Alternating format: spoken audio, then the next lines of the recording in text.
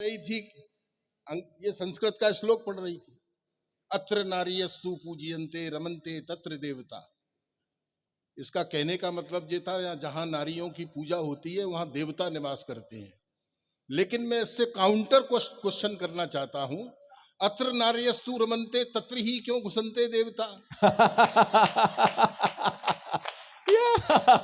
बहुत अच्छे, वाह वाह वाह।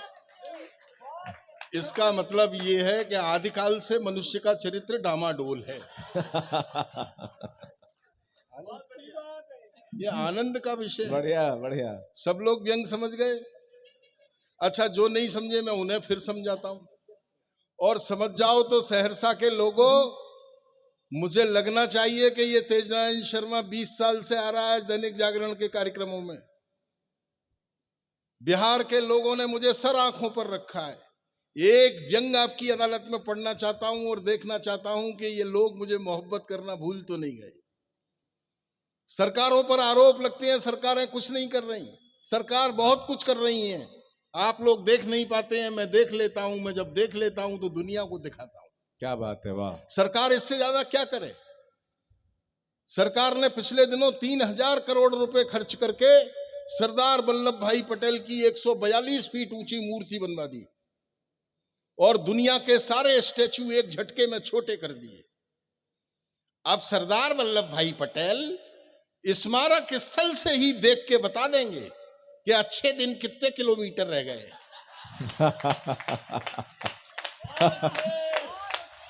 जय हो जय हो। समझ गए ना आप? एक एक व्यक्ति की समझ में आ गया। ये कह रहे थे सरकार कुछ नहीं कर रही, सरकार बहुत कुछ कर रही है। अरे भले ही सरकार काला धन वापस नहीं ला पाई, लेकिन 8 चीते तो ले आई।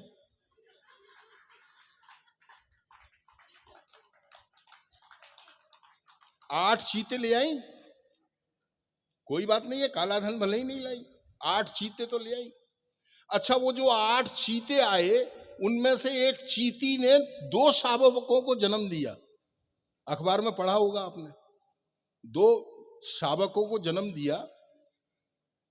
अगले दिन आपने एक और पढ़ा होगा कि कूनों के जंगल से एक चीता भाग गया। मैंने उस भागे हुए चीते को पकड़ के कहा, मैंने भाई तू भाग क्यों गया? बोले यार बड़े दिनों बाद तो हमारे घर में संतान हुई है, उसका भी श्रेय लोग मोदी जी को दे रहे हैं।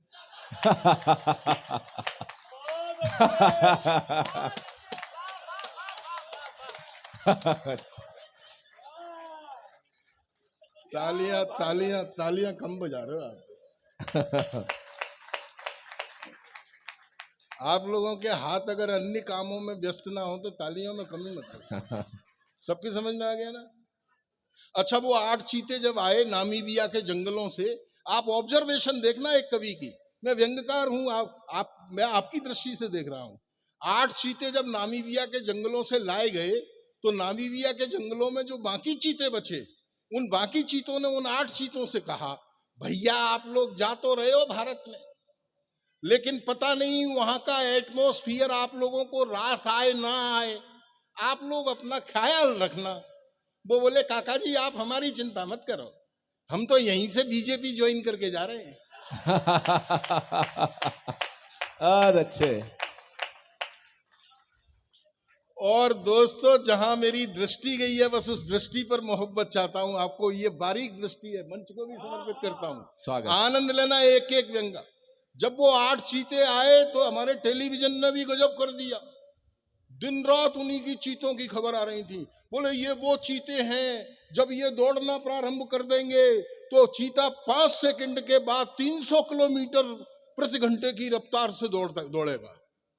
तभी एक चिड़ा हुआ कांग्रेसी बोले और इन दौड़ते हुए चीतों के पीछे ईडी और सीबीआई लगा दो तो यही 500 किलोमीटर का एवरेज निकाल के देंगे। बहुत अच्छे। और दोस्तों, एक व्यंग्यकार की जो नजर गई है उस नजर पर आपकी मोहब्बत चाहता हूं।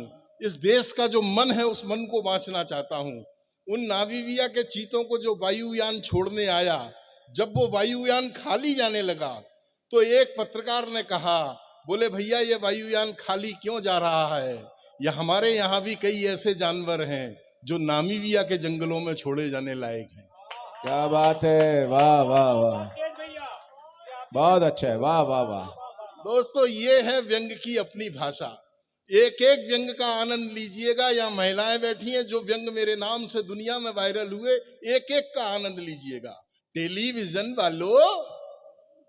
टेलीविजन वालों, अगर सीरियल सालों साल घसीटना था तो इसका नाम दिया और बाती की बजाय अखंड ज्योति रख देते। बहुत अच्छा। समझ गए व्यंग? और नहीं समझे हो तो 75 साल के लोकतंत्र के गाल पर एक थप्पड़ मारता हूं। बड़े अखबार के बैनर के आगे खड़ा हूं। एक जिम्मेदार कवि आपकी भाषा में बात करना चाहता है। एक व्यंग्यकार को सुनना सीखिए महफिल में, क्योंकि कभी रामावतार त्यागी जी ने कहा था कि इस सदन में मैं अकेला ही दिया हूं, मत बुझाओ, जब मिलेगी रोशनी मुझसे मिलेगी। जी रहे हो जिस कला का नाम लेकर, क्या पता भी है कि वो कैसे बची है, और सभ्यता की जिस अटारी पर खड़े हो वो हम ही बदनाम लोगों ने रची है। क्या बात है, वाह वाह वाह। एक व्यंग पढ़ना चाहता हूं, 75 साल के लोकतंत्र के गाल पर थप्पड़ मारना चाहता हूं। इशारा अगर समझ जाओ तो पढ़ी लिखी और कविता वाली तालियां मुझे चाहिए। रात्रि को 3 बजे कवि सम्मेलन से लौटने के बाद जब मैं घर पहुंचा तो श्रीमती जी से कहा मुझे खाना परोस दो। वो बोली अपने हाथ से परोस लो, मैं तुम्हारी बीवी हूं, कोई सुप्रीम कोर्ट नहीं जो रात को 3 बजे जाग जाऊं। वाह वाह वाह वाह वाह वाह वाह।